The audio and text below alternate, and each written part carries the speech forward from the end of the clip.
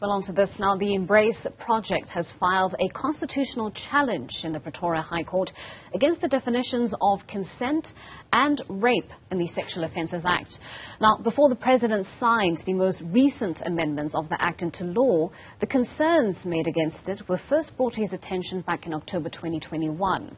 The Embrace Project is a non-profit organisation which aims to creatively combat gender-based violence and femicide in South Africa. Co-founder and director Lee-Anne Germanos joins me now to discuss this further. Lee-Anne, thank you so much for your time and thank you for joining us on our program this morning. Let's talk about the law as it stands today. How is it failing to protect rape survivors and also really crippling the NPO as it tries to successfully prosecute rape cases? Morning, Tukuzu. Thank you so much for having me on the show. I'm quite looking forward to explaining exactly this problem. I think many South Africans are actually just unaware of the extent to which the law currently prohibits the NPO and even judicial officers from being able to attain rape convictions when there was clearly a rape or a crime of rape committed. As the law currently stands, and I'm going to break it down just to make it easier to understand where the issue lies, the definition of rape currently states that any person who unlawfully and intentionally commits an act of sexual penetration with a complainant without their consent is guilty of an offence of rape. So to prove rape, there are actually 4 elements, 3 of which are not that difficult to prove. One is the biggest barrier actually to conviction, and that's proving the intentional part.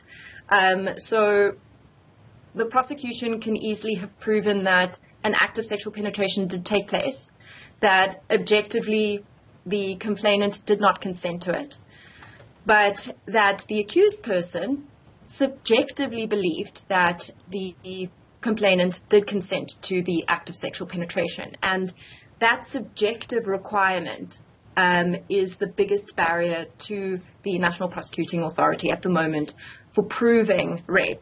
So in other words, you can have proven that there was sexual penetration without consent to the complainant, objectively speaking, but that subjective requirement is usually what ends up tripping up the NPO. That's why I think in one of the last stats that I saw, we're looking at a conviction rate of 8.6%, which is really shocking given that most rape cases are not even reported to the police, and those that are, I think a very small percentage of them actually even get prosecuted. So for those that do, 8.6% as a conviction rate is just mind-blowing. And then to actually just explain the practicalities of this subjective intent barrier, if you look at the most recent and probably most controversial rape case, the Corporal versus S, which was sort of overturned on appeal last year. In that instance, the victim actually had stated before the sexual act that she did not want to have sex, and during the sexual act had voiced that she found it painful. And that was still not sufficient to prove that the accused person subjectively believed that she did not want sexual penetration. He just thought that he was hurting her. And that is probably, one of the most glaring examples of this intentional barrier. Yeah. Lee-Anne, that figure that you gave us, 8.6% as a success rate, is shocking, to say the least, given the fact that just this week we have a police minister releasing those jaw-dropping crime statistics. More than 10,000 cases reported to police between the months of July and September. And for us to have an 8.6% success rate is troubling. But I think the other troubling thing around this conversation around definitions of rape and consent is the dangerous waters we find ourselves because of the subjective mind of the offender that needs to be proven. We know that oftentimes in cases of rape we have these myths that are persisting, that because a woman is silent, that in some way is an example or an expression of consent, when we know that it is absolutely not. Other myths that, husbands can't in any way rape their husbands. This is why the issue of consent is so important. And for our courts and our laws to break it down in a way that everybody can understand and everybody can be held accountable? Absolutely. In fact, and we've said this in our application, as the law currently stands, the more perverse your views and beliefs are around consent as an accused person, the higher the chance of you being acquitted of rape, actually. So if you have a subjective belief that, no actually doesn't mean no, it means yes, but, you just like the chase or you like to be chased. If that is the type of personal belief that an accused person holds, then it's almost impossible actually to prove that they intentionally intended to commit an act of rape.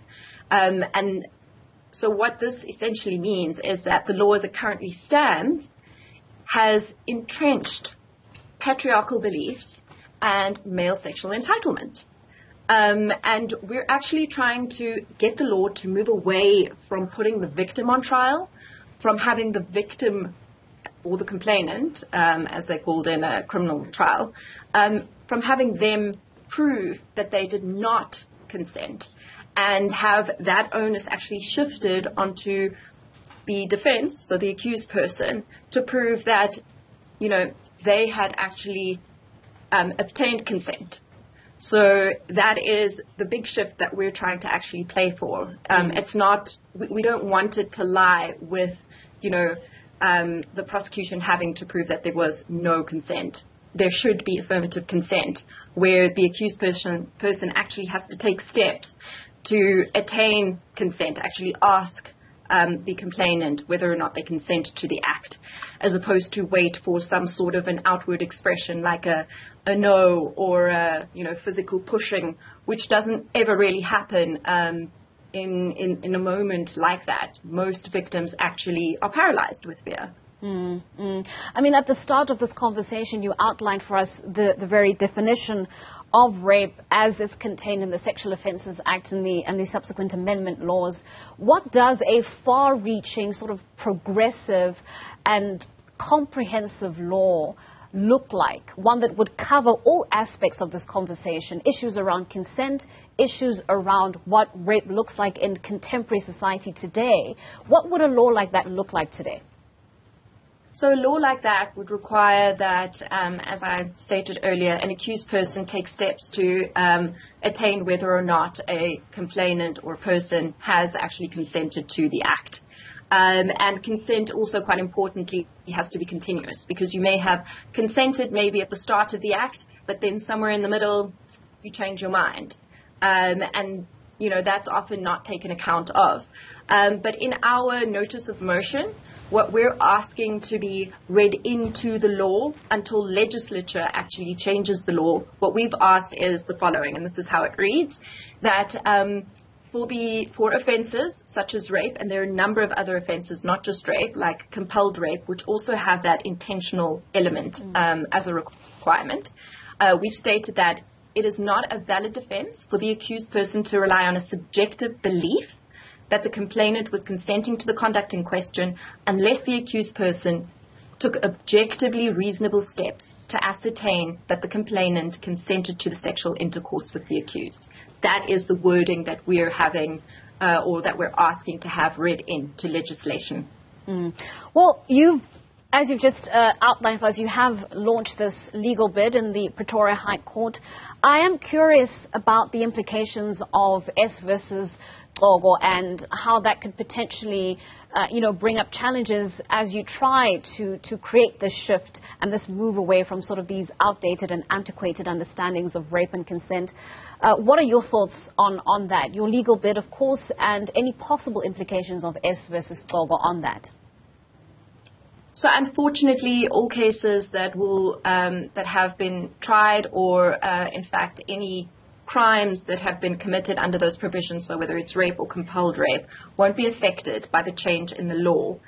The way that law works when you change it, particularly when it comes to a crime, is that it doesn't have what is considered in law retrospective effect.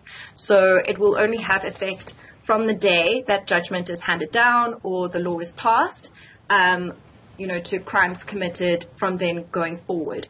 So Unfortunately, all rape cases currently won't be positively affected by this change in the law, but rather from the date of the law changing onwards, any crimes such as those committed will be subject to this law.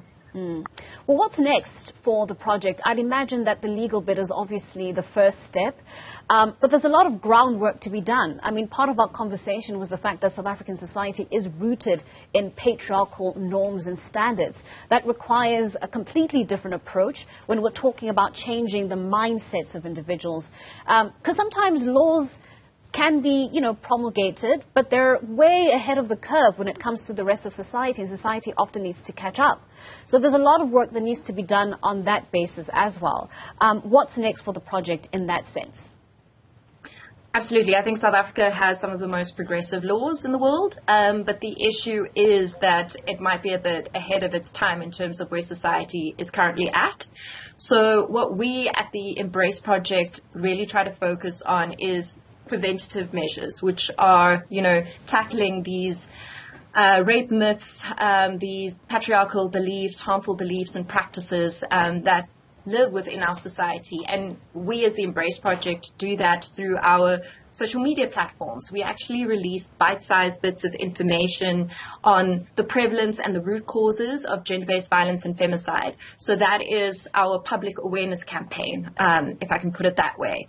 That is how we that's how we reach the public in trying to educate them, to make them aware that, what they've grown up with is not necessarily the right understanding around certain subjects.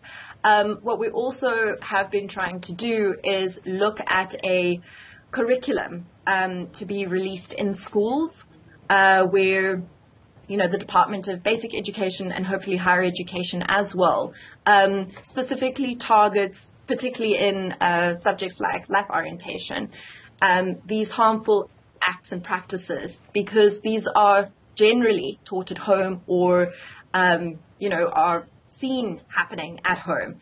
And it's in breaking that cycle of violence that we can actually get to a point where we have a society that is no longer dependent on the criminal justice system to mete out punitive measures. But we've rather tackled the issue at its root cause and no longer have as many cases of GBVF, which is really the ideal place to be in.